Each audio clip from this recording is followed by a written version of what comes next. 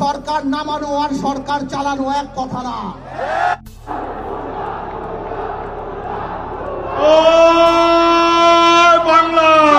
বিজয়ের এই মাসে ঢাকার রাজপথ দখলে রাখার সর্বোচ্চ চেষ্টা চালিয়ে যাচ্ছে আওয়ামী লীগ। তবে সমাবেশে রয়েছে যথেষ্ট আইনি বাধা।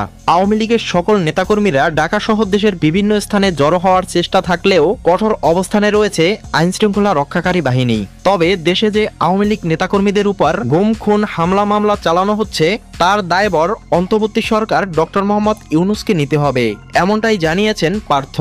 খোলাখুলি বলে দিতে চাই ইউনূস সাহেব আপনাকে এবং আপনার সরকারকে, দেখতে পাচ্ছি আপনার কিছু উপদেষ্টাদের কিছু কথাবার্তায় সরকার নামানো আর সরকার চালানো এক কথা না। এদিকে দেশ পরিচালনায় ব্যর্থ ডক্টর মোহাম্মদ ইউনূস, তিনি দেশে এখনো কোনো ধরনের পরিবর্তন আনতে পারেনি, এমনটাই দাবি দেশের সাধারণ মানুষের।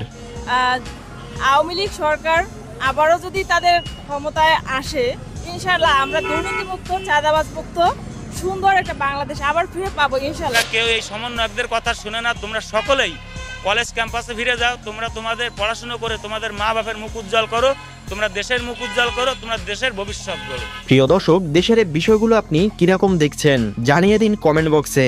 এছাড়া ভিডিওটি ভালো লাগলে একটা লাইক দিয়ে চ্যানেলটি সাবস্ক্রাইব করে পাশে থাকুন।